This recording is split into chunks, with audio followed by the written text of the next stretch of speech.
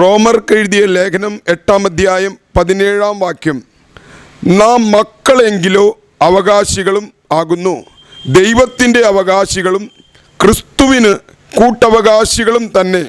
റോമാലേഖനം 8-ാം അധ്യായം 17-ാം വാക്യം, നാം മക്കളെങ്കിലോ അവകാശികളുമാകുന്നു, ദൈവത്തിൻ്റെ അവകാശികളും ക്രിസ്തുവിൻ്റെ കൂട്ടവകാശികളും തന്നെ. നാം അവനോടുകൂടെ കഷ്ടമനുഭവിച്ചാൽ അവനോടുകൂടെ തേജസ്കരിക്കപ്പെടും. മറ്റൊരു തർജ്ജമയിൽ ഈ വാക്യ പ്രകാരമാണ്, നാം മക്കളെങ്കിൽ അവകാശികളുമാണ്, ദൈവത്തിൻ്റെ അവകാശികളും ക്രിസ്തുവിൻ്റെ കൂട്ടവകാശികളും. എന്തെന്നാൽ അവനോടൊപ്പം ഒരിക്കൽ മഹത്വപ്പെടേണ്ടതിന് ഇപ്പോൾ അവനോടുകൂടെ നാം പീഡ അനുഭവിക്കുന്നു. റോമാലേഖനം 8:17 NIV-യിൽ ഇപ്രകാരമാണ്, now if we are children then we are heirs of God and co-heirs with Christ, if indeed we share in his sufferings, in order that we may also share in his glory. ദൈവമക്കളായ നമുക്ക് ലഭിക്കുവാൻ പോകുന്ന സ്വത്ത് എത്ര വലുതായിരിക്കും? ഈ ഭൂമിയിലെ ധനികനായൊരു പിതാവ് അദ്ദേഹം തൻ്റെ മക്കൾക്ക് ധാരാളം സ്വത്ത് അവകാശമായി നൽകാറുണ്ട്. എങ്കിലും ആ പിതാവിൻ്റെ സ്വത്ത് നമുക്ക് എണ്ണിത്തിട്ടപ്പെടുത്തുവാൻ കഴിയും. 10 ഏക്കറോ 1000 ഏക്കറോ കോടിക്കണക്കിന് ഡോളറോ എല്ലാം എണ്ണിത്തിട്ടപ്പെടുത്തുവാൻ കഴിയും. എന്നാൽ ദൈവമക്കളായി നമുക്ക് ലഭിക്കാൻ പോകുന്നത് സ്വർഗീയ പിതാവിൻ്റെ അനന്തമായ സ്വത്താണ്. ഭൂമിയും ആകാശവും അതിലുള്ളതെല്ലാം ദൈവമാണ് സൃഷ്ടിച്ചത്. കോടാനുകോടി നക്ഷത്രങ്ങൾ ദൈവമാണ് സൃഷ്ടിച്ചത്. എത്ര നക്ഷത്രങ്ങളുണ്ട് അത് ഇതുവരെയും എണ്ണിത്തിട്ടപ്പെടുത്തിയിട്ടില്ല. ഇതെല്ലാം സൃഷ്ടിച്ച ദൈവത്തിൻ്റെ സ്വത്തിൻ്റെ അവകാശികളാണ് ദൈവമക്കളായ നാം ഓരോരുത്തരും. ബ്രദർ ചോദിച്ചല്ലോ, ദൈവമക്കളായ നമുക്ക് ലഭിക്കാൻ പോകുന്ന സ്വത്ത് എത്രമാത്രം വലുതായിരിക്കും? മനുഷ്യർക്കാർക്കും അതിൻ്റെ ബഹുത്വം, അതിൻ്റെ വലിപ്പം എണ്ണിത്തിട്ടപ്പെടുത്തുവാൻ കഴിയുകയില്ല. 1 കൊരിന്ത്യർ 2:9, ദൈവം തന്നെ സ്നേഹിക്കുന്നവർക്ക് ഒരുക്കിയിട്ടുള്ളത് കണ്ണ് കണ്ടിട്ടില്ല, ചെവി കേട്ടിട്ടില്ല, ഒരു മനുഷ്യൻ്റെയും ഹൃദയത്തിൽ തോന്നിയിട്ടുമില്ല. സങ്കീർത്തനങ്ങൾ 24:1, ഭൂമിയും അതിൻ്റെ പൂർണ്ണതയും ഭൂതലവും അതിൻ്റെ നിവാസികളും യഹോവയ്ക്കുള്ളതാകുന്നു. എൻ്റെ അപ്പന് സമ്പാദ്യമായി അധികം സ്വത്തൊന്നും ഇല്ല, അതുകൊണ്ട് എനിക്ക് കാര്യമായി നിക്ഷേപമൊന്നും ലഭിക്കുകയില്ല. അങ്ങനെ സങ്കടപ്പെടുന്ന മക്കൾ എന്താണ് ചെയ്യേണ്ടത്? പല മക്കളും സങ്കടപ്പെടാറുണ്ട്, എൻ്റെ അപ്പന് സ്വത്തില്ല, അതുകൊണ്ട് എനിക്കും കാര്യമായ സ്വത്തൊന്നും ഇല്ലാതെ പോയി. അങ്ങനെ ആരും സങ്കടപ്പെടേണ്ട കാര്യമില്ല. സ്വർഗീയ പിതാവിൻ്റെ മക്കളായാൽ സ്വർഗത്തിലെ അപ്പച്ചൻ്റെ അനന്തമായ സ്വത്തിൻ്റെ നിക്ഷേപത്തിന് അവകാശികളാകുവാൻ കഴിയും.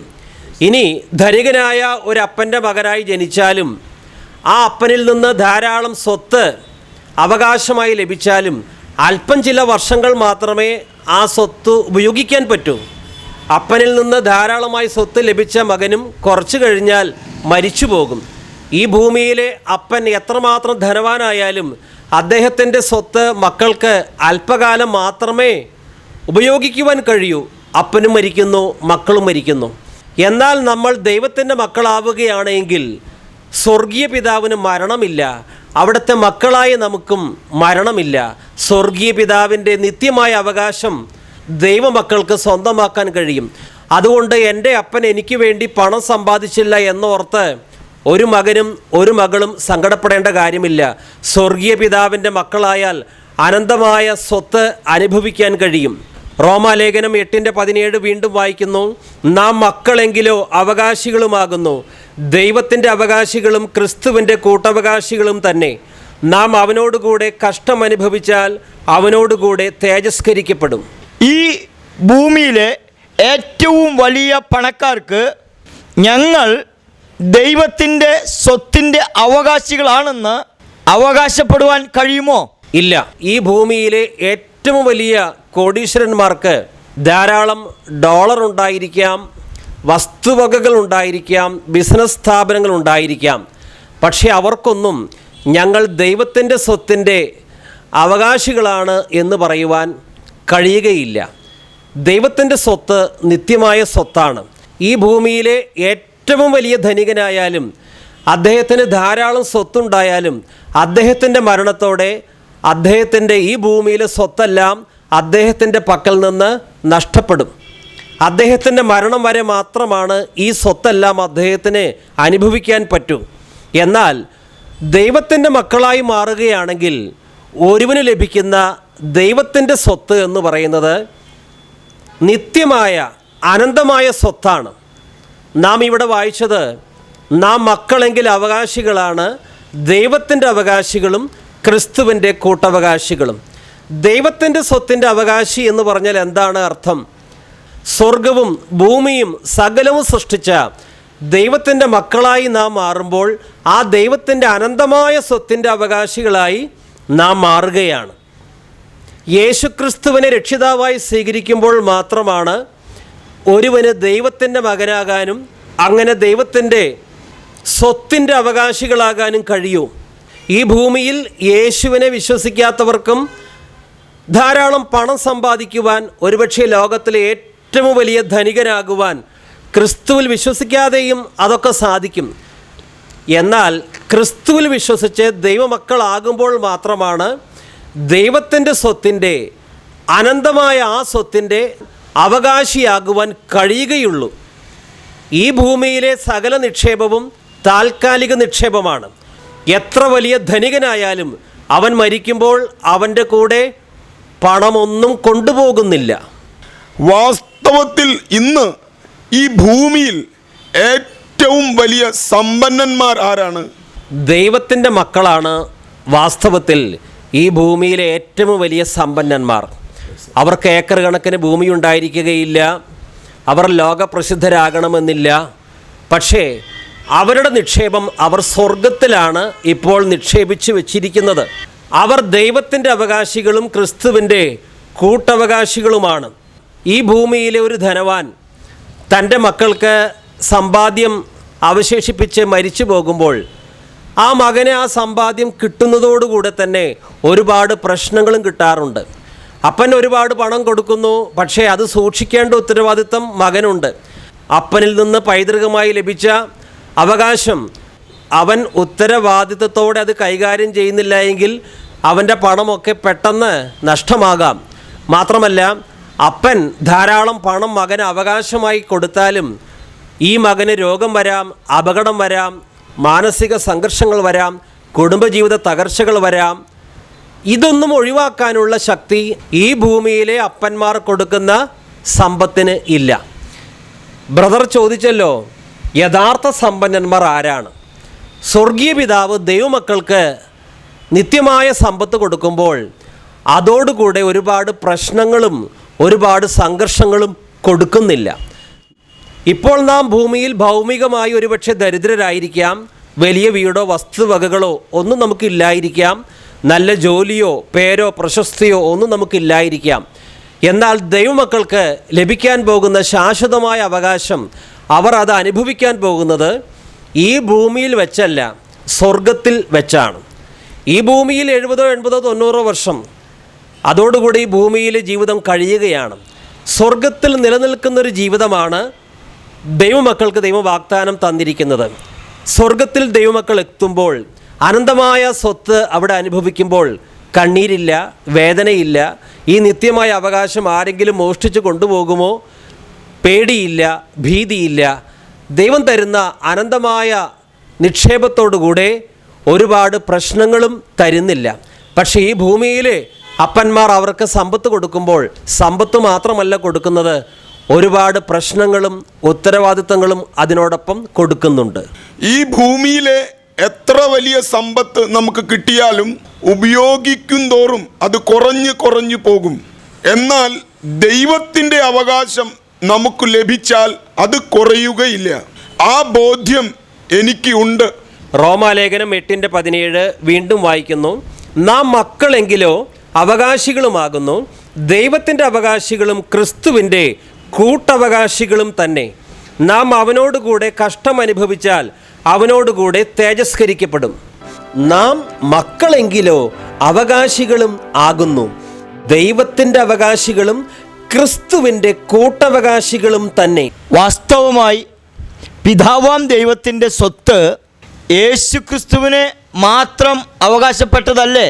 പിതാവായ ദൈവം, സ്വർഗത്തിൻ്റെ ഉടയവൻ, ആകാശവും ഭൂമിയും നിർമ്മിച്ച സർവശക്തനായ ദൈവം, ആ ദൈവത്തിന് ഒരു മകൻ മാത്രമേ ഉള്ളൂ, യേശു ക്രിസ്തു. അതുകൊണ്ട് ഈ ഭൂമിയും അതിലുള്ള സകലവും, സ്വർഗവും അതിലുള്ള സകലവും യേശു ക്രിസ്തുവിന് മാത്രം അവകാശപ്പെട്ടതാണ്. എന്നാൽ ദൈവത്തിൻ്റെ ഏകപുത്രനായ ഈ യേശു ക്രിസ്തുവിൽ നമ്മൾ വിശ്വസിച്ചപ്പോൾ നമ്മളും ദൈവത്തിൻ്റെ മക്കളായി. യേശു ക്രിസ്തു കാൽവരി കുരിശിൽ മരിച്ചു, അടക്കപ്പെട്ടു, ഉയർത്തെഴുന്നേറ്റു. ദൈവത്തിൻ്റെ പുത്രൻ എനിക്ക് വേണ്ടിയാണ് ക്രൂശ് മരണം വരിച്ചത് എന്ന് വിശ്വസിക്കുമ്പോൾ നമ്മളും ദൈവമക്കളാകുകയാണ്. ക്രിസ്തു ക്രൂശിൽ മരിച്ചില്ലായിരുന്നുവെങ്കിൽ നമ്മൾ ഒരിക്കലും ദൈവമക്കളാകുകയില്ലായിരുന്നു. ദൈവമക്കളാകാത്തവർക്ക് ദൈവത്തിൻ്റെ അവകാശവും ലഭിക്കുകയില്ല. ക്രിസ്തുവിൽ വിശ്വസിച്ച് ദൈവമക്കളായപ്പോൾ പിതാവായ ദൈവം യേശു ക്രിസ്തുവിന് മാത്രമല്ല ഓഹരി കൊടുക്കുന്നത്, ക്രിസ്തുവിൽ വിശ്വസിച്ച് ദൈവമക്കളായ എല്ലാവർക്കും ഈ സ്വർഗീയ നിക്ഷേപം വിഭാഗിച്ചു നൽകുവാൻ പിതാവായ ദൈവത്തിന് മനസ്സുണ്ട്. യേശുക്രിസ്തു വഴിയാണ് നാം ദൈവത്തിൻ്റെ മക്കളായത്. അതുകൊണ്ട് യേശുക്രിസ്തുവിന് അവകാശപ്പെട്ട സ്വത്തിൽ, നിത്യമായ സമ്പത്തിൽ നമുക്കും ഓഹരിക്കാരാകുവാൻ ദൈവം മഹാകരുണ കാണിച്ചു. അതുകൊണ്ടാണ് ഈ വാക്യം റോമാലേഖനം 8:17 നമ്മോട് പറയുന്നത്, നാം മക്കളെങ്കിലോ അവകാശികളുമാകുന്നു, ദൈവത്തിൻ്റെ അവകാശികളും ക്രിസ്തുവിൻ്റെ കൂട്ടവകാശികളും തന്നെ. നാം ക്രിസ്തുവിൻ്റെ കൂട്ടവകാശികളാണ്.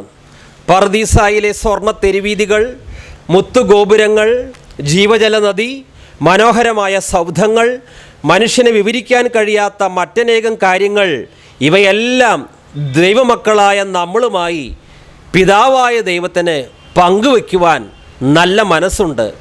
നാം ദൈവത്തിൻ്റെ അവകാശികളാണ്. ദൈവത്തിന് മാത്രം അർഹതപ്പെട്ട പലതും ഇനി നമ്മുടെയും സ്വന്തമാണ്. ഈ സ്വർഗീയ പിതാവിൻ്റെ മക്കളാണ് എന്ന ഒറ്റ കാരണം. നമ്മളെ ദൈവമക്കളാക്കുവാൻ വേണ്ടിയാണല്ലോ ക്രിസ്തു സ്വർഗത്തിൽ നിന്ന് ഈ ഭൂമിയിലേക്ക് വന്നത്. ശരിയാണ്. സ്വർഗീയ പിതാവിൻ്റെ മടിയിൽ സകല മഹത്വവും അണിഞ്ഞ് സ്വർഗത്തിൽ മാലാഖമാരുടെ ആരാധനയും സ്വീകരിച്ച് വാണിരുന്ന പുത്രനായ യേശു ക്രിസ്തു ഈ ഭൂമിയിലേക്ക് വന്നു. വേഷത്തിൽ മനുഷ്യനായി ദാസൻ്റെ രൂപം ധരിച്ചു. തൻ്റെ സ്വർഗീയ കിരീടവും തേജസ്സും അഴിച്ചുവെച്ച് തന്നെ ശൂന്യനാക്കി. ഒടുവിൽ ക്രൂശിൽ മരിച്ചു. എന്തിനു വേണ്ടിയാണ്? ഒരിക്കലും ദൈവമക്കളാകുവാനോ ദൈവത്തിൻ്റെ അനന്തമായ സ്വത്തിൻ്റെ അവകാശികളാകുവാനോ ഒരു രീതിയിലും അർഹതയില്ലാത്ത നമ്മെ ദൈവമക്കളാക്കുവാനും അങ്ങനെ ദൈവത്തിൻ്റെ അനന്തമായ സ്വത്തിൻ്റെ അവകാശികളാക്കുവാനും വേണ്ടിയാണ് സ്വർഗത്തിൽ നിന്ന് തേജസ്സെല്ലാം വെടിഞ്ഞ് കർത്താവായ യേശു ക്രിസ്തു ഈ ഭൂമിയിൽ വന്നത്. ക്രിസ്തു ക്രൂശിൽ മരിച്ചില്ലായിരുന്നുവെങ്കിൽ നമുക്കൊരു കാലത്തും ദൈവമക്കളാകുവാനോ അങ്ങനെ ദൈവത്തിൻ്റെ അനന്തമായ സ്വത്തിൻ്റെ അവകാശികളാകുവാനോ സാധിക്കുമായിരുന്നില്ല.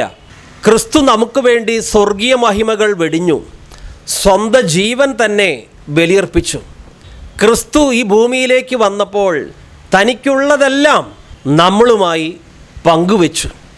നിത്യതയിലും ക്രിസ്തു തനിക്കുള്ള ശാശ്വതമായ അവകാശങ്ങൾ നമ്മളുമായി പങ്കുവയ്ക്കും. സഭ എന്ന് പറഞ്ഞാൽ ക്രിസ്തുവിൻ്റെ ശരീരമാണ്. ശരീരമായ സഭയിലെ അംഗങ്ങളാണ് ദൈവമക്കളായ നമ്മളെല്ലാവരും.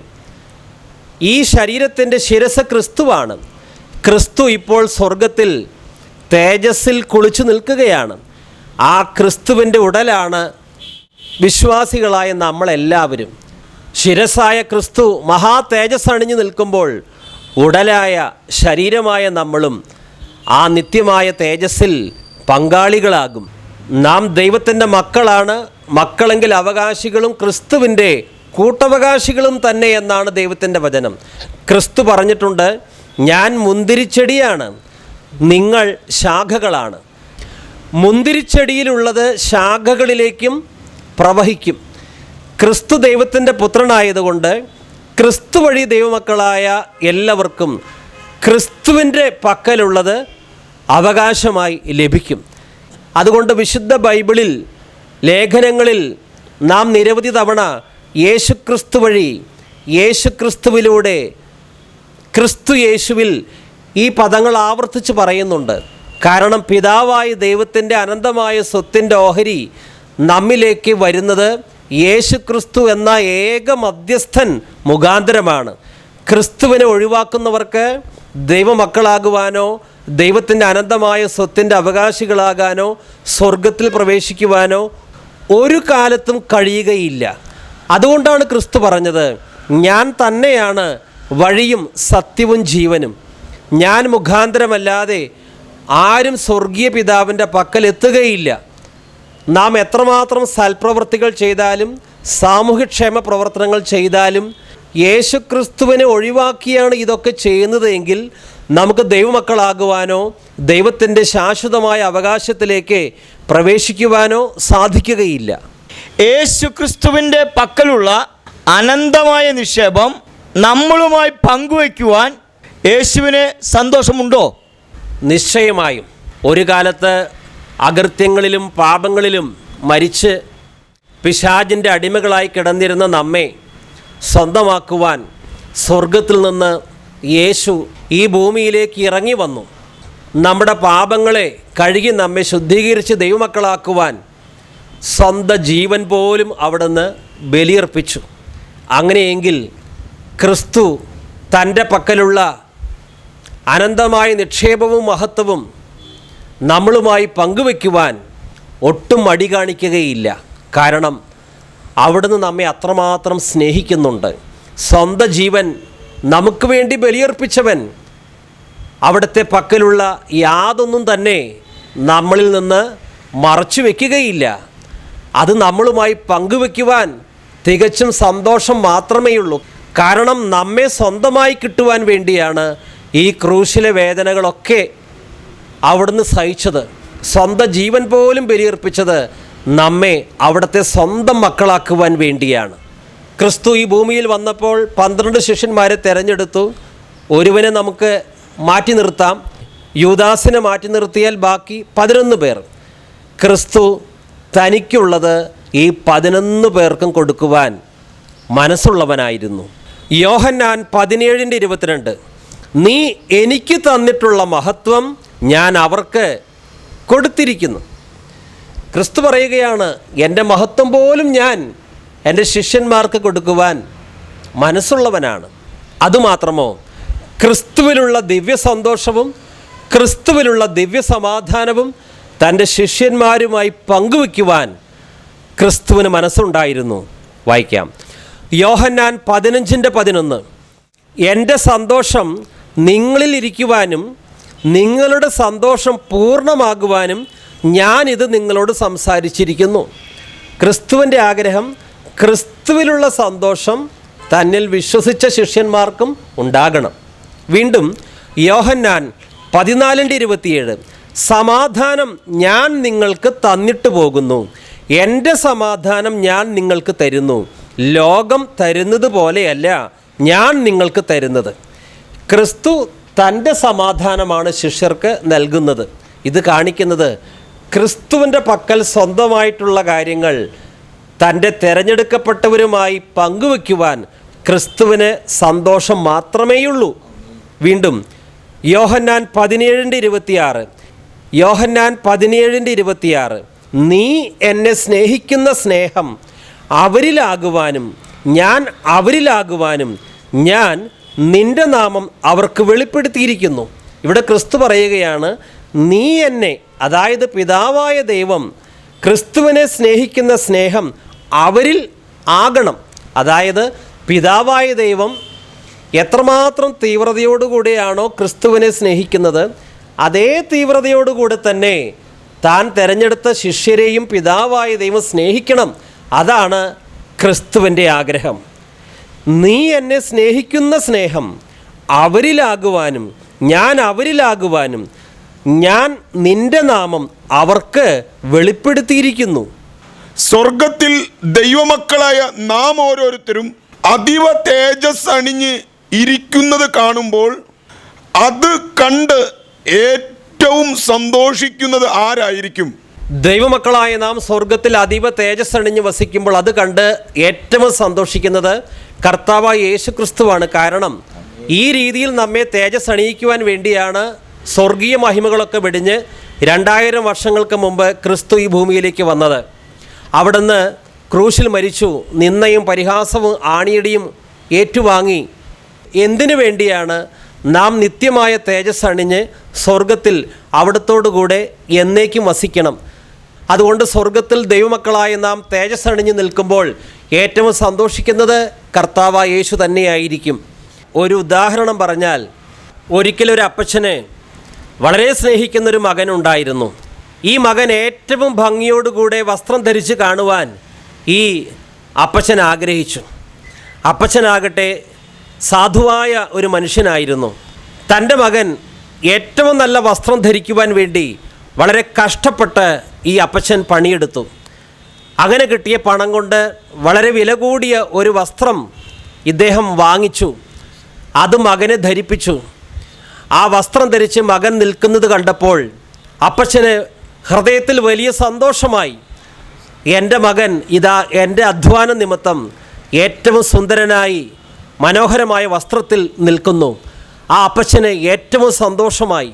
അങ്ങനെയാണെങ്കിൽ കർത്താവായ യേശു ക്രിസ്തു നമുക്ക് വേണ്ടി ഏറ്റവും കഷ്ടത അനുഭവിച്ചു. അതിൻ്റെ ഫലമാണ് സ്വർഗത്തിൽ നാം തേജസ്സണിഞ്ഞു നിൽക്കുന്ന ആ മഹാസംഭവം. ഇതിലേറ്റവും സന്തോഷിക്കുന്നത് യേശു ക്രിസ്തുവാണ്. Praise the Lord. ദൈവാത്മാവ് നടത്തുന്നവർ ഏവരും ദൈവത്തിൻ്റെ മക്കൾ ആകുന്നു. നിങ്ങൾ പിന്നെയും ഭയപ്പെടേണ്ടതിന് ദാസ്യത്തിൻ്റെ ആത്മാവിനെയല്ല, നാം അബ്ബാ പിതാവേ എന്ന് വിളിക്കുന്ന പുത്രത്വത്തിൻ ആത്മാവിനെ അത്രേ പ്രാപിച്ചത്. നാം ദൈവത്തിൻ്റെ മക്കൾ എന്ന് ആത്മാവ് താനും നമ്മുടെ ആത്മാവോടുകൂടെ സാക്ഷ്യം പറയുന്നു. നാം മക്കളെങ്കിലോ അവകാശികളും ആകുന്നു, ദൈവത്തിൻ്റെ അവകാശികളും ക്രിസ്തുവിൻ്റെ കൂട്ടവകാശികളും തന്നെ. ഞാൻ ക്രിസ്തുവിൻ്റെ കൂട്ടവകാശിയാണ്. ഇതെത്രയോ വലിയൊരു ഭാഗ്യമാണ് എനിക്ക്. നാം എത്രയോ ഭാഗ്യവാന്മാരാണ്. ഒരു യോഗ്യതയുമില്ലാത്ത നമ്മെ ക്രിസ്തു ഇതാ തന്നോടൊപ്പം കൂട്ടവകാശികളാക്കി തീർത്തിരിക്കുകയാണ്. ക്രിസ്തു തൻ്റെ സിംഹാസനം പോലും ദൈവമക്കളുമായി ഷെയർ ചെയ്യും. സാധാരണ ഈ ലോകത്തിൽ ഒരു നേതാവും തൻ്റെ കസേര ആരുമായി പങ്കിടുവാൻ താല്പര്യം കാണിക്കുകയില്ല. ഒരു ചക്രവർത്തി തൻ്റെ ഷെയർ ആർക്കും വിട്ടുകൊടുക്കാൻ തയ്യാറാവുകയില്ല. എന്നാൽ രാജാതി രാജാവ്, കർത്താതി കർത്താവ്, സകലത്തിൻ്റെ ഉടയവൻ കർത്താവായ യേശു ക്രിസ്തു തൻ്റെ സിംഹാസനം പോലും നമ്മളുമായി ഷെയർ ചെയ്യുവാൻ മനസ്സുള്ളവനാണ്. യോഹന്നാൻ 12:26, ഞാൻ ഇരിക്കുന്നിടത്ത് എൻ്റെ ശുശ്രൂഷക്കാരനും ഇരിക്കും, എനിക്ക് ശുശ്രൂഷ ചെയ്യുന്നവനെ പിതാവ് മാനിക്കും. ക്രിസ്തു ഇരിക്കുന്നിടത്ത് ക്രിസ്തുവിൻ്റെ ശുശ്രൂഷക്കാരനും ഇരിക്കും. ഞാൻ ഇരിക്കുന്നിടത്ത് എൻ്റെ ശുശ്രൂഷക്കാരനും ഇരിക്കും. ഈ ഭൂമിയിലൊരു ചക്രവർത്തി ഇരിക്കുന്നിടത്ത് അദ്ദേഹത്തിൻ്റെ പ്രജയ്ക്ക് ഇരിക്കാൻ, ആ സിംഹാസനത്തിൽ ഇരിക്കുവാൻ ഒരിക്കലും അനുവാദം കൊടുക്കുകയില്ല. എന്നാൽ ഇവിടെ ക്രിസ്തു പറയുകയാണ്, വെളിപ്പാട് 3:21, വെളിപ്പാട് 3:21, ജയിക്കുന്നവന് ഞാൻ എന്നോടുകൂടെ എൻ്റെ സിംഹാസനത്തിൽ ഇരിക്കുവാൻ വരം നൽകും. ജയിക്കുന്നവന് ഞാൻ എന്നോടുകൂടെ എൻ്റെ സിംഹാസനത്തിൽ ഇരിക്കുവാൻ വരം നൽകും. അതുകൊണ്ട് റോമാലേഖനം 8:17 വീണ്ടും വായിക്കുന്നു, നാം മക്കളെങ്കിലോ അവകാശികളുമാകുന്നു, ദൈവത്തിൻ്റെ അവകാശികളും ക്രിസ്തുവിൻ്റെ കൂട്ടവകാശികളും തന്നെ. എന്തതിശയമേ ദൈവത്തിൻ സ്നേഹം, എത്ര മനോഹരമേ, അതു ചിന്തയിലടങ്ങാം സിന്ധു സമാനമായി സന്തതം കാണുന്നു ഞാൻ. 1000 നാവുകളാൽ അതു വർണ്ണിപ്പനീനെഴുതു, 1000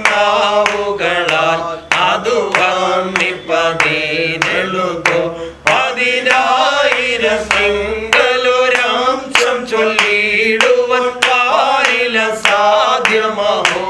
ജീവിതത്തിൽ പല വീഴ്ചകൾ വന്നിട്ടും ഒട്ടും നിഷേധിക്കാതെ എന്നെ കേവലം സ്നേഹിച്ചു പാലിച്ചിടും തവ സ്നേഹമതിശയമേ.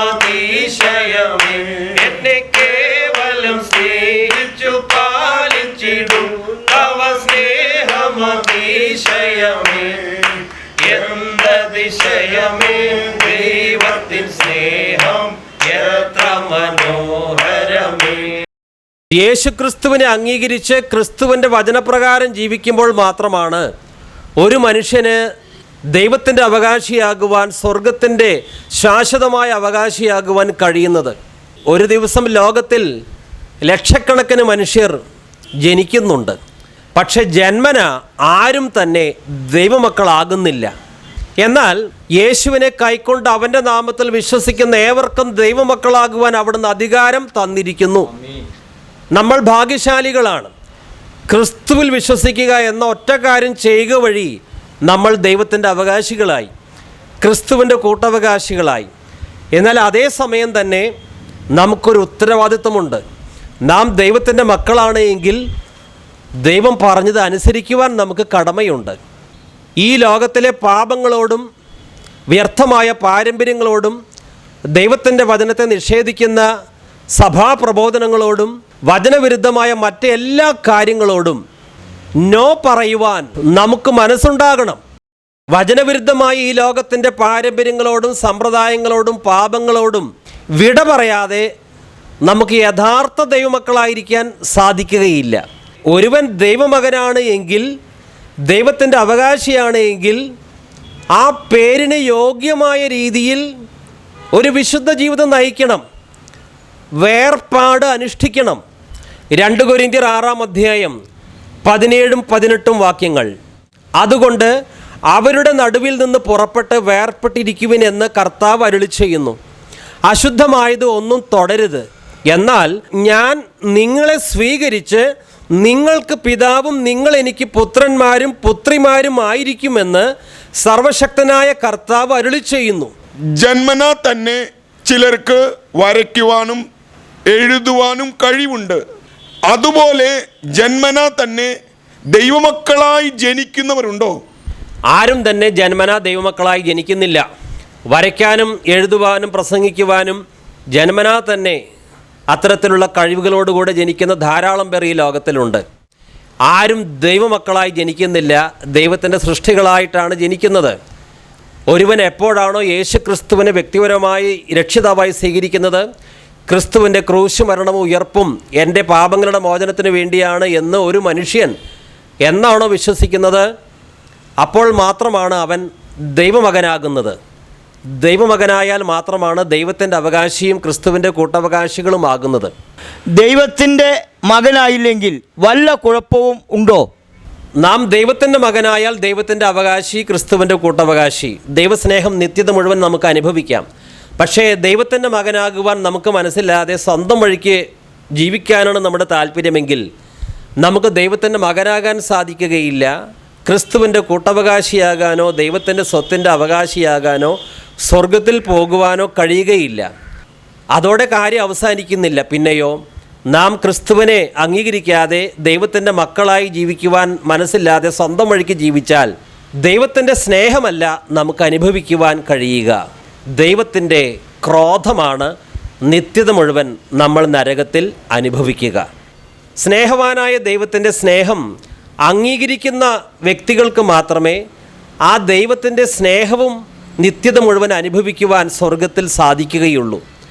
നരകത്തിൽ ഒരുപാട് പേർ നിത്യത മുഴുവൻ വേദന അനുഭവിക്കും. അവർ എത്രമാത്രം കരഞ്ഞാലും നിലവിളിച്ചാലും ദൈവത്തിന് കരുണ തോന്നി അവരെ അവിടുന്ന് രക്ഷിക്കുകയില്ല. കാരണം നരകത്തിൽ ദൈവത്തിൻ്റെ സ്നേഹം അല്പം പോലും ഇല്ല. ദൈവത്തിൻ്റെ സ്നേഹമില്ലാത്ത ഒരേ ഒരു സ്ഥലമാണ് നരകം. അതുകൊണ്ട് നരകത്തിൽ കിടക്കുന്ന വ്യക്തികൾ എത്രമാത്രം കരഞ്ഞാലും വേദനിച്ചാലും അവിടെ ദൈവസ്നേഹമില്ലാത്തത് കൊണ്ട് അവർക്കൊരു കാലത്തും ആ വേദനയിൽ നിന്ന് പരിഹാരം ഇല്ല. ദൈവം സ്നേഹവാനാണ്. അത് ദൈവത്തിൻ്റെ ഒരു വശം മാത്രമാണ്. തന്നെ അനുസരിക്കാത്തവർക്ക് ദൈവം ദഹിപ്പിക്കുന്ന അഗ്നി കൂടെയാണ്. എബ്രായ ലേഖനം 13:29 നമ്മുടെ ദൈവം ദഹിപ്പിക്കുന്ന അഗ്നിയല്ലോ. രക്ഷിക്കപ്പെടാത്ത മനുഷ്യർ ഈ കോപത്തീയിൽ നിന്ന് രക്ഷപ്പെടുവാൻ എന്താണ് ചെയ്യേണ്ടത്? കർത്താവായ യേശുവിനെ അനുസരിക്കുകയും അനുഗമിക്കുകയും ചെയ്യുക എന്നുള്ളതല്ലാതെ പിതാവായ ദൈവത്തിൻ്റെ ക്രോധത്തിൽ നിന്ന്, ഈ ദഹിപ്പിക്കുന്ന അഗ്നിയിൽ നിന്ന് രക്ഷപ്പെടുവാൻ മറ്റൊരു മാർഗവും ഇല്ല. പക്ഷേ ആർക്കും ക്രിസ്തുവിനെ അനുസരിച്ച് ദൈവക്രോധത്തിൽ നിന്ന് രക്ഷപ്പെട്ട് ദൈവപ്രസാദത്തിൻ്റെ മക്കളാകുവാൻ കഴിയും. സങ്കീർത്തനങ്ങൾ 2:12 നമ്മോട് പറയുന്നത്, അവൻ കോപിച്ചിട്ട്, അതായത് പിതാവായ ദൈവം, അവൻ കോപിച്ചിട്ട് നിങ്ങൾ വഴിയിൽ വെച്ച് നശിക്കാതിരിക്കുവാൻ പുത്രനെ ചുംബിക്കുവിൻ. പുത്രൻ എന്ന് പറയുന്നത് കർത്താവായ യേശു ക്രിസ്തു, ദൈവത്തിൻ്റെ പുത്രൻ. പുത്രനെ ചുംബിക്കുക എന്ന് പറഞ്ഞാൽ യേശുവിൻ്റെ ഒരു വിഗ്രഹത്തെ ചുംബിച്ച് വിഗ്രഹാരാധന നടത്തുന്ന കാര്യമല്ല ഇവിടെ പറയുന്നത്. ഇന്ന് പലരും യേശുവിൻ്റെ സ്വരൂപത്തെ, വിഗ്രഹത്തെ, ബിംബത്തെ ചുംബിക്കാറുണ്ട്. അത് വിഗ്രഹാരാധനയാണ്. അതല്ല ഇവിടെ പറയുന്നത്. പുത്രനെ ചുംബിക്കുക എന്ന് പറഞ്ഞാൽ ജീവിതം മുഴുവൻ യേശുവിന് വേണ്ടി സമർപ്പിക്കുക, ക്രിസ്തുവിൻ്റെ വചനമനുസരിച്ച് ജീവിക്കുക, അവിടുത്തെ അനുസരിച്ചും അനുഗമിച്ചും മുന്നോട്ട് പോവുക. അതാണ് പുത്രനെ ചുംബിക്കുക എന്ന് പറഞ്ഞാൽ അർത്ഥം. നേരത്തെ പറഞ്ഞല്ലോ, ശാരീരിക ജനനം വഴി നമ്മൾ ദൈവമക്കളോ ദൈവത്തിൻ്റെ അവകാശികളോ ക്രിസ്തുവിൻ്റെ കൂട്ടവകാശികളോ ഒന്നും ആകുന്നില്ല. ഒരു വീണ്ടും ജനനം നമ്മിൽ നടക്കണം. ശാരീരിക ജനനം വഴി പിന്നെ നമുക്ക് എന്തിൻ്റെ അവകാശികളാകുവാനാണ് കഴിയുന്നത്? ശാരീരിക ജനനം വഴി നമുക്ക് ആദാമിൻ്റെ അവകാശികളും ആദാമിൻ്റെ കൂട്ടവകാശികളാകുവാനും മാത്രമേ കഴിയൂ. ആദാമിൻ്റെ അവകാശം എന്താണ്? അത് പാപമാണ്. ആദാം പാപം ചെയ്തപ്പോൾ തലമുറകളിലേക്ക് അവൻ കൈമാറിയ മുതൽ എന്ന് പറയുന്നത് പാപമാണ്. ഒരുവൻ പാപം ചെയ്തപ്പോൾ സകല മനുഷ്യരിലേക്കും പാപം വ്യാപരിച്ചു. ഇതുപോലെ നമ്മൾ ജന്മന ആദാമിൻ്റെ സ്വത്തിനാണ് അവകാശികൾ. ആദാമിൻ്റെ സ്വത്ത് എന്ന് പറയുന്നത് പാപവും അതിൻ്റെ അനന്തരഫലമായ മരണവും. എന്നാൽ കർത്താവായ യേശു ക്രിസ്തുവിനെ നാം രക്ഷിതാവായി സ്വീകരിച്ചപ്പോൾ ആദാമ്യ പാരമ്പര്യത്തിൽ നിന്ന് നാം അത്ഭുതകരമായി രക്ഷപ്പെട്ടു. നാം ഏതെങ്കിലും ഒരു സഭയിൽ ജനിച്ചതുകൊണ്ടോ അതിലെ ആചാരങ്ങൾ കൂദാശകൾ പാലിച്ചതുകൊണ്ടോ ഒരിക്കലും ആദാമ്യ പാരമ്പര്യത്തിൽ നിന്ന്, ആ പാപത്തിൽ നിന്നും ശാപത്തിൽ നിന്നും രക്ഷിക്കപ്പെടുന്നില്ല. ക്രിസ്തു വ്യക്തമായി അക്കാര്യം പറഞ്ഞിട്ടുണ്ട്. ആത്മാവിനാലും ജലത്തിനാലും വീണ്ടും ജനിക്കുന്നില്ല എങ്കിൽ ആരും ദൈവരാജ്യത്തിൽ പ്രവേശിക്കുകയില്ല. ഏതെങ്കിലും ആചാരങ്ങൾക്കോ ചടങ്ങുകൾക്കോ കൂദാശകൾക്കോ കുറേ പണം കൊടുത്തതുകൊണ്ടോ ഇവയ്ക്കൊന്നിനും തന്നെ നമ്മെ വീണ്ടും ജനനാനുഭവത്തിലേക്ക് കൊണ്ടുവരാനുള്ള ശേഷിയില്ല. കാരണം അത് പരിശുദ്ധാത്മാവിൻ്റെ പ്രവർത്തനത്താൽ മാത്രം നടക്കുന്ന ഒരു കാര്യമാണ്. മറ്റൊരു മനുഷ്യന് അവൻ്റെ ആചാരം കൊണ്ടോ കൂദാശ കൊണ്ടോ വേറൊരുവനെ വീണ്ടും ജനിപ്പിക്കുവാനുള്ള കഴിവില്ല. കാരണം വീണ്ടും ജനനം എന്നുള്ളത് ഈ ഭൂമിയിൽ വെച്ച് ഏതെങ്കിലും ചടങ്ങുകളാലല്ല ലഭ്യമാകുന്നത്.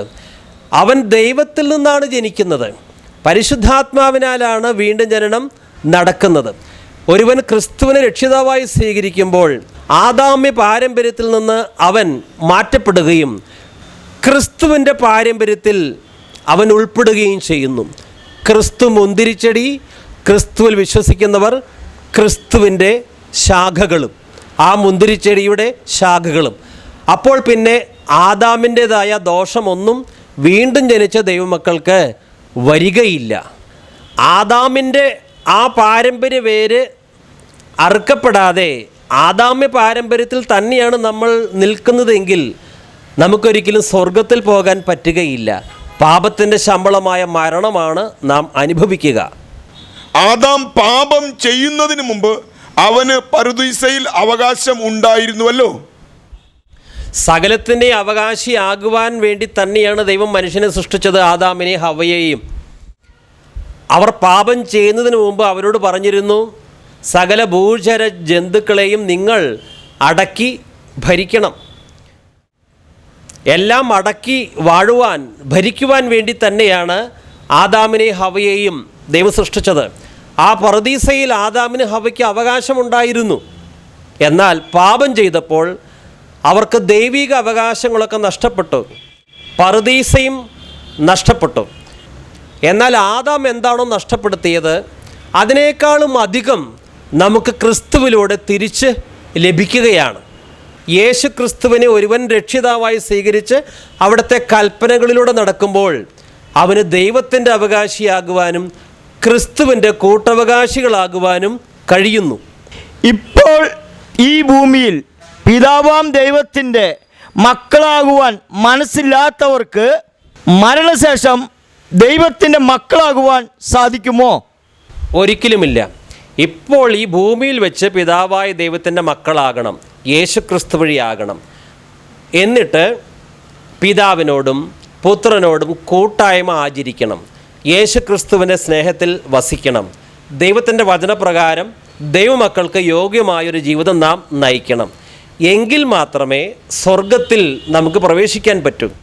ഇപ്പോൾ പിതാവായ ദൈവത്തിൻ്റെ മക്കളാകാൻ മനസ്സില്ലാതെ സ്വന്തം വഴിക്കും തെറ്റായ പാരമ്പര്യങ്ങളുടെയും പുറകെ പോകുന്ന ഒരുവന് ഒരു കാലത്തും അവൻ്റെ മരണശേഷം സ്വർഗത്തിൽ പ്രവേശിക്കാനുള്ള അവസരം ശേഷിക്കുന്നില്ല. ഇപ്പോൾ പിതാവിനോട് കൂട്ടായ്മയില്ല എങ്കിൽ മരണശേഷം സ്വർഗീയ പിതാവിനോട് കൂട്ടായ്മ ലഭിക്കുകയില്ല. 1 യോഹന്നാൻ 1:3 ഞങ്ങളുടെ കൂട്ടായ്മയോ പിതാവിനോടും അവൻ്റെ പുത്രനായ യേശു ക്രിസ്തുവിനോടും ആകുന്നു. ഞങ്ങളുടെ കൂട്ടായ്മയോ പിതാവിനോടും അവൻ്റെ പുത്രനായ യേശു ക്രിസ്തുവിനോടും ആകുന്നു. ഈ കൂട്ടായ്മ ഇപ്പോൾ ഭൂമിയിൽ വെച്ച് പുലർത്തുന്നവരാണ് ദൈവത്തിൻ്റെ അവകാശികളും ക്രിസ്തുവിൻ്റെ കൂട്ടവകാശികളും. സ്വർഗത്തിൽ അവർക്കാണ് ഈ ശാശ്വതമായ അവകാശം ക്രിസ്തു കൊടുക്കുന്നത്. സ്വർഗത്തിൽ അവരാണ് പ്രവേശിക്കുക. അപ്പോസ്തല പ്രവൃത്തി 17:28 അവനിലല്ലോ നാം ജീവിക്കയും ചരിക്കയും ഇരിക്കയും ചെയ്യുന്നത്. അങ്ങനെ നിങ്ങളുടെ കവിവരന്മാരിലും ചിലർ നാം അവൻ്റെ സന്താനമല്ലോ എന്ന് പറഞ്ഞിരിക്കുന്നു. ഇവിടെ അവൻ്റെ സന്താനം എന്ന് പറഞ്ഞാൽ എന്താണ്? പൗലോസ് വിഗ്രഹാരാധികളോട് സുവിശേഷം അറിയിക്കാൻ ശ്രമിക്കുമ്പോൾ പറയുന്ന വേദഭാഗമാണ് ഇവിടെ വായിച്ചത്. ഇവിടെ ഉദ്ദേശിക്കുന്ന ഈ ദൈവത്തിൻ്റെ സന്താനം ദൈവത്തിൻ്റെ സൃഷ്ടി എന്ന നിലയിലാണ് അവിടെ ഉദ്ദേശിക്കുന്നത്. ചെടി, മൃഗം, മണൽ, സമുദ്രം, മനുഷ്യൻ, ഇവയെല്ലാം ദൈവം സൃഷ്ടിച്ചു.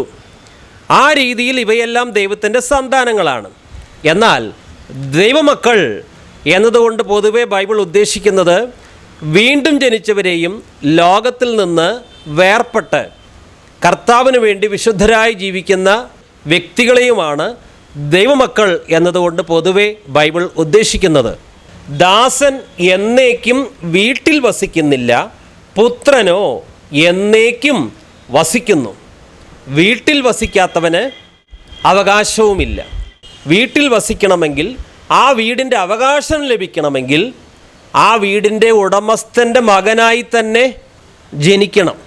കർത്താവായ യേശു അക്കാര്യം പറഞ്ഞു. യോഹന്നാൻ എഴുതിയ സുവിശേഷം 8:35 ദാസൻ എന്നേക്കും വീട്ടിൽ വസിക്കുന്നില്ല, പുത്രനോ എന്നേക്കും വസിക്കുന്നു.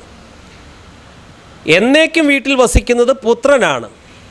എന്നേക്കും വീട്ടിൽ വസിക്കുന്ന പുത്രനാണ് ആ പിതാവിൻ്റെ സ്വത്തിൻ്റെ അവകാശി. ലോകത്തിൽ ധാരാളം മനുഷ്യരുണ്ട്. അവർ ദൈവത്തിൻ്റെ സൃഷ്ടികളാണ്. ദൈവത്തിൻ്റെ മക്കളായവർക്ക് മാത്രമാണ്, യേശുക്രിസ്തു വഴി പിതാവായ ദൈവത്തിൻ്റെ മക്കളായവർക്ക് മാത്രമാണ് ദൈവത്തിൻ്റെ അനന്തമായ സ്വത്തിൻ്റെ അഥവാ സ്വർഗത്തിൻ്റെ അവകാശികളാകുവാനും ക്രിസ്തുവിൻ്റെ കൂട്ടവകാശികളാകുവാനും കഴിയുന്നത്. റോമർ 8 പറയുന്ന ദൈവമക്കളുടെ പ്രത്യേകതകൾ എന്തൊക്കെയാണ്? റോമാലേഖനം 8 1 മുതൽ 17 വരെയുള്ള വാക്യങ്ങൾ വായിച്ചാൽ ദൈവമക്കളുടെ പ്രത്യേകതകൾ അവിടെ നിരത്തി വയ്ക്കുന്നുണ്ട്. 1 വാക്യം നമ്മോട് പറയുന്നത്, ആകയാൽ ഇപ്പോൾ യേശു ക്രിസ്തുവിനോട് ഐക്യമത്യപ്പെട്ടിരിക്കുന്നവർക്ക് ശിക്ഷാവിധിയില്ല, ക്രിസ്തു യേശുവിലുള്ളവർക്ക് ശിക്ഷാവിധിയില്ല. ദൈവമക്കൾ ശിക്ഷാവിധി മാറിയവരാണ്.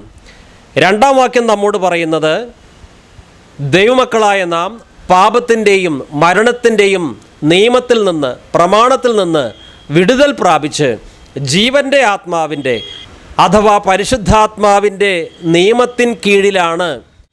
പാപത്തിൻ്റെ നിയമത്തിനും മരണത്തിൻ്റെ നിയമത്തിനും ഇനി ദൈവമക്കളുടെ മേൽ അവകാശമില്ല. അവർ പരിശുദ്ധാത്മാവിൻ്റെ അഥവാ ജീവൻ്റെ ആത്മാവിൻ്റെ നിയമത്തിൻ കീഴിലാണ്.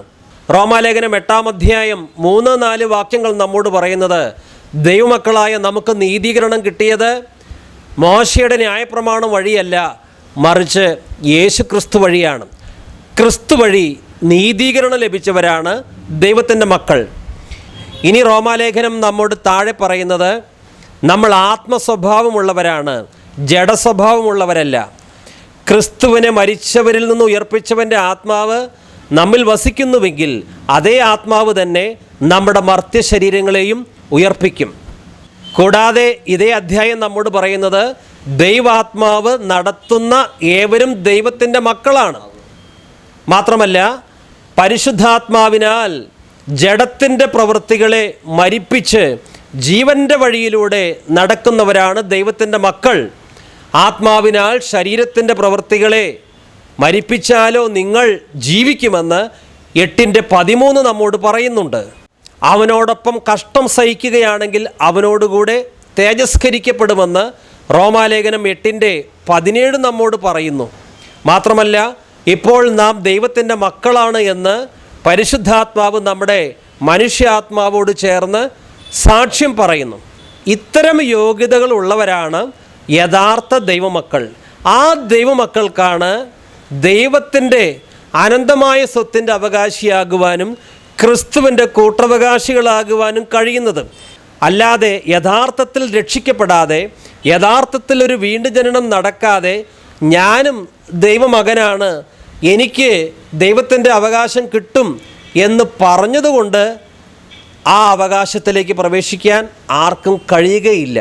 ഒരു ദൈവമകൻ ആരാണ്, ഒരു ദൈവമകൾ ആരാണ്, അവർക്കുള്ള യോഗ്യതകൾ റോമാലേഖനം 8-ാം അധ്യായം 1 തൊട്ട് 17 വരെയുള്ള വാക്യങ്ങളിൽ വളരെ വ്യക്തമായി തിരുവചനം നമ്മെ പഠിപ്പിക്കുന്നുണ്ട്. ദൈവമക്കളായ നാം ദൈവത്തെ പൂർണ്ണമായി അനുസരിക്കേണ്ട ആവശ്യമുണ്ടോ? നല്ല ചോദ്യമാണ് ബ്രദർ ചോദിച്ചത്. ദൈവമക്കളായ നാം പിതാവായ ദൈവത്തെ പൂർണ്ണമായും അനുസരിക്കേണ്ട ആവശ്യമുണ്ട്. പിതാവായ ദൈവത്തിൻ്റെ ഏകജാതനാണ് കർത്താവായ യേശു ക്രിസ്തു. ദൈവത്തിൻ്റെ ഏകപുത്രനായ യേശു ക്രിസ്തു ഈ ഭൂമിയിൽ വന്നപ്പോൾ എങ്ങനെയാണ് ജീവിച്ചത്? യേശു ക്രിസ്തു ഒരിക്കൽ പോലും സ്വന്തം ഹിതം ചെയ്തില്ല. പിതാവ് അനുവദിക്കാതെ ഒരു രോഗിയെയും സുഖപ്പെടുത്തിയില്ല. പിതാവ് അനുവദിക്കാതെ ഒരു പ്രസംഗവും നടത്തിയില്ല. പിതാവ് അനുവദിക്കാതെ ഒരു യാത്രയും ചെയ്തില്ല. സ്വന്തം ഹിതം എപ്പോഴും മാറ്റിവെച്ച് പിതാവായ ദൈവത്തിന് 100% യേശു ക്രിസ്തു അനുസരിച്ചു. ഈ ക്രിസ്തുവിൽ വിശ്വസിച്ചപ്പോഴാണ് നമുക്കും ദൈവമക്കളാകുവാനും ദൈവത്തിൻ്റെ അവകാശികളാകുവാനും ക്രിസ്തുവിൻ്റെ കൂട്ടവകാശികളാകുവാനും ഭാഗ്യം ലഭിച്ചിരിക്കുന്നത്. പത്രോസ്ലീഹ നമ്മോട് പറയുന്നത് അവൻ, അതായത് യേശു ക്രിസ്തു നമുക്ക് വേണ്ടി സഹിച്ചു, നാം പിൻചെല്ലുവാൻ ഒരു മാതൃക തന്നുമിരിക്കുന്നു. ദൈവമക്കളായ നമ്മൾ മാതൃകയാക്കേണ്ടത് കർത്താവായ യേശു ക്രിസ്തുവിനെ തന്നെയാണ്. ക്രിസ്തു പിതാവായ ദൈവത്തിന് പൂർണ്ണമായി കീഴ്പ്പെട്ട് ജീവിച്ചപ്പോൾ ക്രിസ്തുവിന് വേണ്ടി പിതാവായ ദൈവം എത്രയോ മഹത്തരമായ കാര്യങ്ങളാണ് ചെയ്തു കൊടുത്തത്. നമ്മളും കർത്താവായ യേശു ക്രിസ്തുവിന് പൂർണ്ണമായി സമർപ്പണം നടത്തി ദൈവത്തിന് കീഴ്പ്പെട്ട് ജീവിക്കുന്നവരാണെങ്കിൽ നമുക്ക് വേണ്ടി എത്രയോ ഉന്നതമായ കാര്യങ്ങൾ പിതാവായ ദൈവം ചെയ്തു തരും. അനുസരിക്കുന്നവർക്ക് വേണ്ടി എപ്പോഴും ദൈവം വൻ കാര്യങ്ങൾ ചെയ്യുവാൻ സന്നദ്ധനാണ്. പുത്രനായ യേശു പിതാവിനെ സകലത്തിലും അനുസരിച്ചപ്പോൾ തൻ്റെ പുത്രന് വേണ്ടി എന്തെല്ലാം കാര്യങ്ങളാണ് ചെയ്തു കൊടുത്തത്. പിതാവായ ദൈവം ഇപ്പോൾ നമ്മളിൽ നിന്ന് എന്താണ് പ്രതീക്ഷിക്കുന്നത്? പേരിന് ദൈവമക്കളായി ജീവിക്കാനല്ല ദൈവം നമ്മിൽ നിന്ന് ആവശ്യപ്പെടുന്നത്. സകലത്തിലും ദൈവത്തിന് കീഴ്പ്പെട്ട് നാം ജീവിക്കുകയാണെങ്കിൽ നമുക്ക് വേണ്ടി കർത്താവ് ചെയ്യാനിരിക്കുന്ന കാര്യങ്ങൾ അതൊരു കണ്ണ് കണ്ടിട്ടില്ല, ഒരു ചെവി കേട്ടിട്ടില്ല, ഒരു ഹൃദയത്തിലും തോന്നിയിട്ടുമില്ല.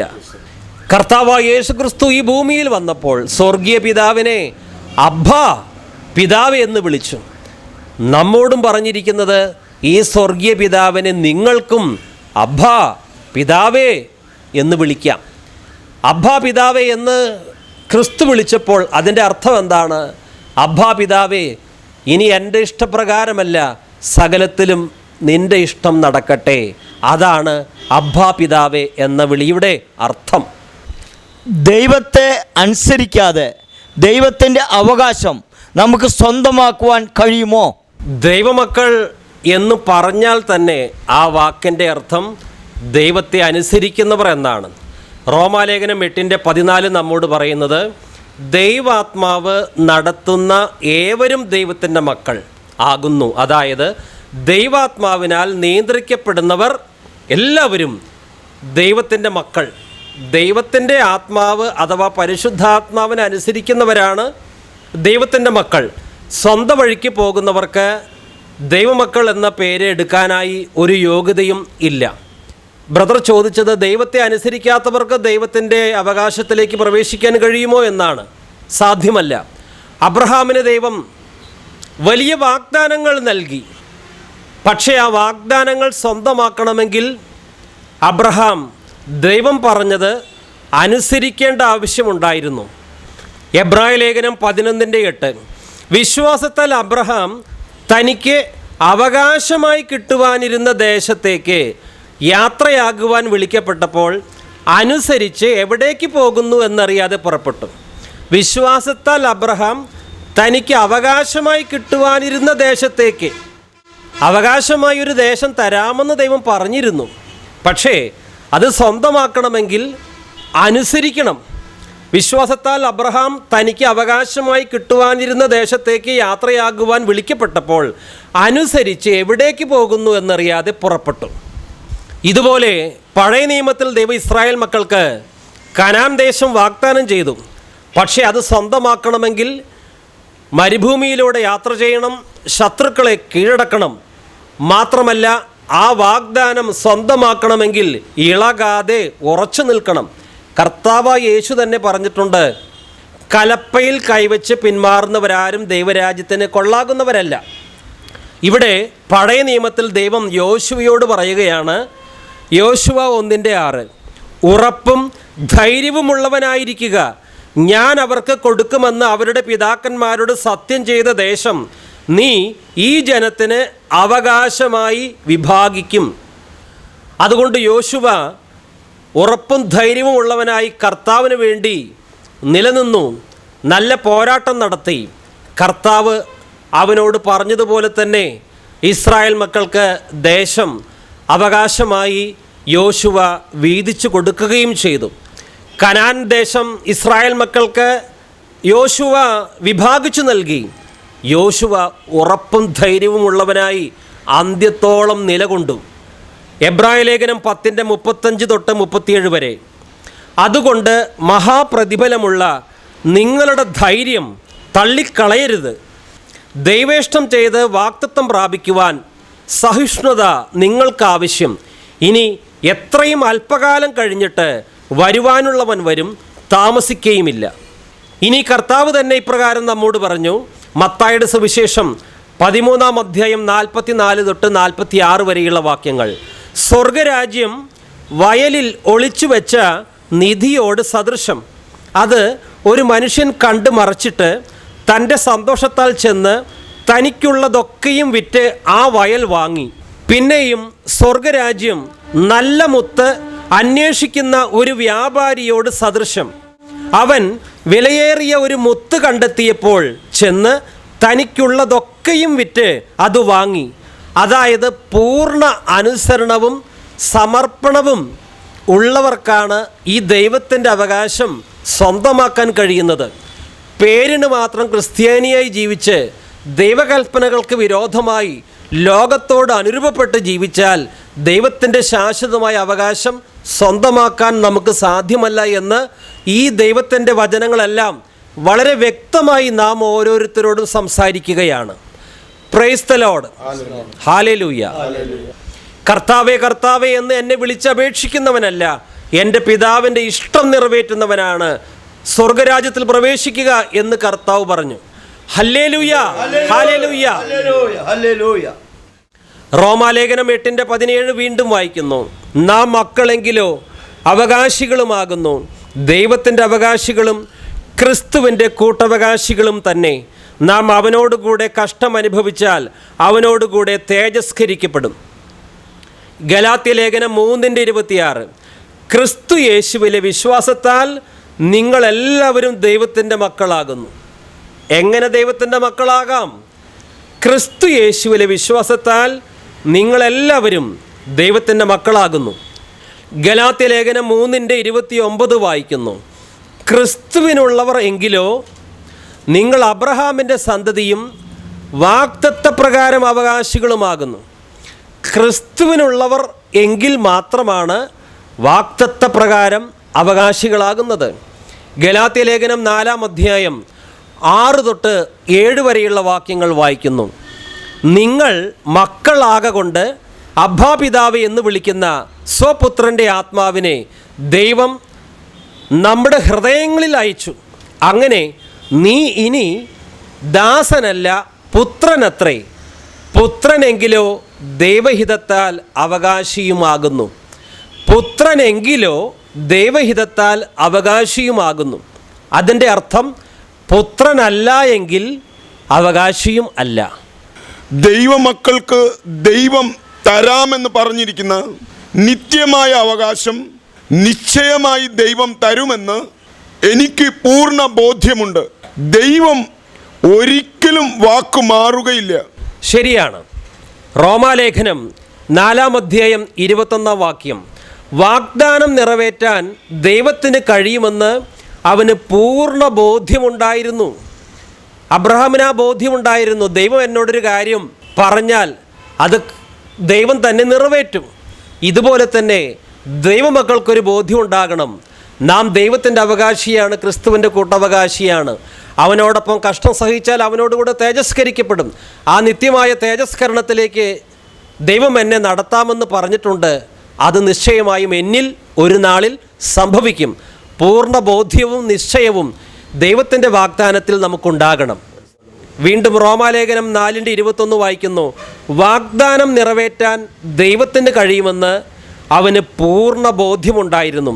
ഈ ബോധ്യം നമുക്കുമുണ്ടാകണം. നമ്മോട് വാഗ്ദാനം നടത്തിയവൻ നിശ്ചയമായും അതൊരു നാളിൽ നിറവേറ്റും. ദൈവത്തിൻ്റെ അവകാശം നമുക്ക് സ്വർഗത്തിൽ വെച്ച് മാത്രമാണോ അനുഭവിക്കുവാൻ കഴിയുന്നത്? ദൈവത്തിൻ്റെ നിത്യമായ അവകാശം ക്രിസ്തുവിനോടുകൂടെയുള്ള ഓഹരി അതിൻ്റെ പൂർണ്ണതയിൽ നമുക്ക് സ്വർഗത്തിൽ വെച്ചാണ് അനുഭവിക്കാൻ കഴിയുക.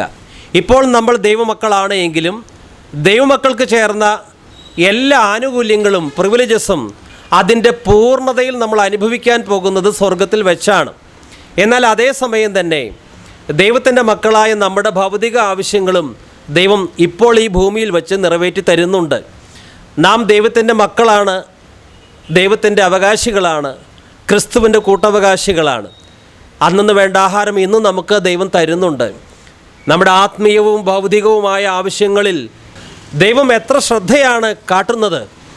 അവൻ നിങ്ങൾക്കായി കരുതുന്നതാകയാൽ നിങ്ങളുടെ സകല ചിന്താകുലങ്ങളും അവൻ്റെ മേൽ ഇട്ടുകൊള്ളുവിൻ. നിങ്ങളുടെ സകല ഉത്കണ്ഠകളും അവിടുത്തെ മേൽ അർപ്പിക്കുവിൻ. അവിടുന്ന് നിങ്ങളുടെ കാര്യത്തിൽ ശ്രദ്ധാലുവാണ്. നാം ദൈവത്തിൻ്റെ മക്കൾ എന്ന് ആത്മാവ് താനും നമ്മുടെ ആത്മാവോടുകൂടെ സാക്ഷ്യം പറയുന്നു.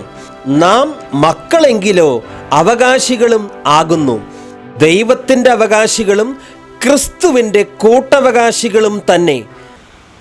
ദൈവത്തിൻ്റെ അവകാശത്തിൻ്റെ പ്രത്യേകതകൾ എന്തൊക്കെയാണ്? ദൈവത്തിൻ്റെ അവകാശം അക്ഷയമാണ്, കളങ്കരഹിതമാണ്. ഈ ലോകത്തിൽ പലരും അനീതി കൊണ്ട് സമ്പത്ത് വർദ്ധിപ്പിക്കാറുണ്ട്. ദൈവത്തിൻ്റെ അവകാശം പരിശുദ്ധമാണ്.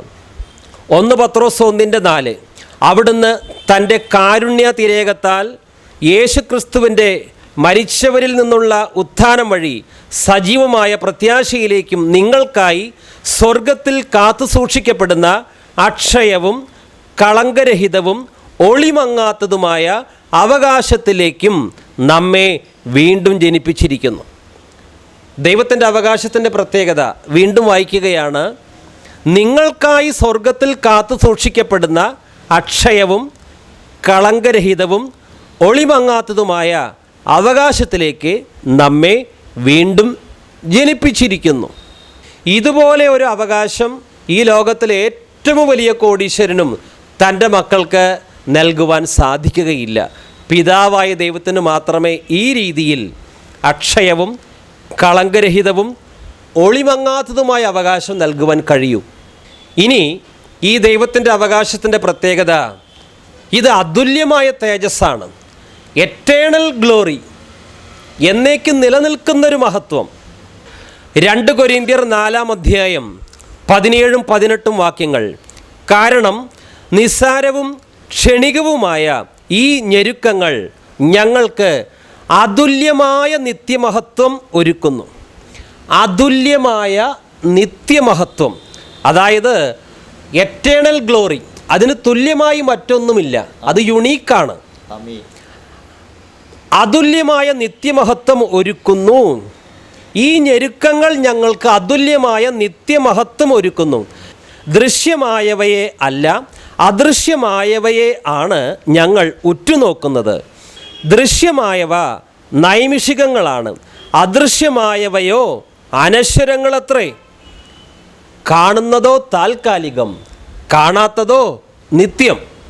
NIV-യിൽ for our light and momentary troubles are achieving for us an eternal glory that far outweighs them all. Eternal glory, അതാണ് ദൈവം നൽകുന്ന ഈ അവകാശത്തിൻ്റെ പ്രത്യേകത. ഇനി ദൈവം നമുക്ക് നൽകുന്ന ഈ അവകാശത്തിൻ്റെ പ്രത്യേകത, അത് നിത്യമായ അവകാശമാണ്. ഈ ലോകത്തിൽ ഒരു പിതാവിനും തൻ്റെ മക്കൾക്ക് നിത്യമായ അവകാശം കൊടുക്കാൻ പ്രാപ്തിയില്ല. അല്പം പണമോ വീടോ പറമ്പോ മക്കൾക്ക് കൊടുക്കുന്ന ധാരാളം മാതാപിതാക്കളുണ്ട്. പക്ഷേ ഏത് മക്കൾക്കാണോ ഇങ്ങനെയുള്ള വസ്തുവകകൾ പിതാക്കന്മാർ കൊടുക്കുന്നത്, അല്പകാലത്തേക്ക് മാത്രമേ മക്കൾക്ക് ആ അവകാശം അനുഭവിക്കാൻ പറ്റൂ. മക്കൾ മരിച്ചു കഴിഞ്ഞാൽ പിന്നെ ഇതൊന്നും അനുഭവിക്കാൻ അവർക്ക് കഴിയുകയില്ല. എന്നാൽ പിതാവായ ദൈവം നമുക്ക് നൽകുന്ന അവകാശം താൽക്കാലികമല്ല, അത് നിത്യമാണ്. എബ്രായർ 9:15 വായിക്കുന്നു. എബ്രായർ 9:15. വിളിക്കപ്പെട്ടവർ വാഗ്ദത്തമായ നിത്യാവകാശം പ്രാപിക്കുന്നതിന് അവനൊരു പുതിയ ഉടമ്പടിയുടെ മധ്യസ്ഥനായി. യേശു ഒരു പുതിയ ഉടമ്പടിയുടെ മധ്യസ്ഥനായി. എന്തിനു വേണ്ടിയാണ്? വിളിക്കപ്പെട്ടവർ വാഗ്ദത്തമായ നിത്യാവകാശം പ്രാപിക്കുന്നതിന്. അതുകൊണ്ട് ദൈവം നമുക്ക് തരുന്ന അവകാശം എറ്റേണൽ ഇൻഹെറിറ്റൻസ് ആണ്. ഭൂമിയിൽ ഒരു പിതാക്കന്മാർക്കും എറ്റേണൽ ഇൻഹെറിറ്റൻസ് നൽകുവാൻ സാധിക്കുകയില്ല. ദൈവം നമുക്ക് നൽകുന്ന അവകാശത്തിൻ്റെ ഹെയർസ് ഓഫ് ഗോഡ്, ആ വിഷയമാണ് നമ്മൾ ചിന്തിക്കുന്നത്. ദൈവത്തിൻ്റെ അവകാശം, അതിൻ്റെ മറ്റൊരു പ്രത്യേകത, ഇത് വിപുലമായ നന്മ, ഗ്രേറ്റ് ഗുഡ്നെസ്. സങ്കീർത്തനങ്ങൾ 31:19. കർത്താവേ, അങ്ങയുടെ അനുഗ്രഹങ്ങൾ എത്ര വിപുലമാണ്! തൻ്റെ ഭക്തർക്ക് വേണ്ടി അവിടുന്ന് അവ ഒരുക്കി വച്ചിരിക്കുന്നു. അങ്ങയിൽ അഭയം തേടുന്നവർക്ക് അവ പരസ്യമായി നൽകുന്നു. കർത്താവെ, അങ്ങയുടെ അനുഗ്രഹങ്ങൾ എത്ര വിപുലമാണ്! തൻ്റെ ഭക്തർക്ക് വേണ്ടി അവിടുന്ന് അവ ഒരുക്കി വച്ചിരിക്കുന്നു. അങ്ങയിൽ അഭയം തേടുന്നവർക്ക് അവ പരസ്യമായി നൽകുന്നു. ഈ വിപുലമായ നന്മ, ഗ്രേറ്റ് ഗുഡ്നെസ്, ദൈവം ദൈവമക്കൾക്ക് രഹസ്യമായിട്ടല്ല നൽകുക, പരസ്യമായി. ഇപ്പോൾ ദൈവമക്കൾ ഒരുപക്ഷെ നിന്ദയുണ്ട്, പീഡനമുണ്ട്, അവഗണനയുണ്ട്, ലോകത്തിൽ പല രീതിയിലും കഷ്ടത അനുഭവിക്കുന്നുണ്ട്. പക്ഷേ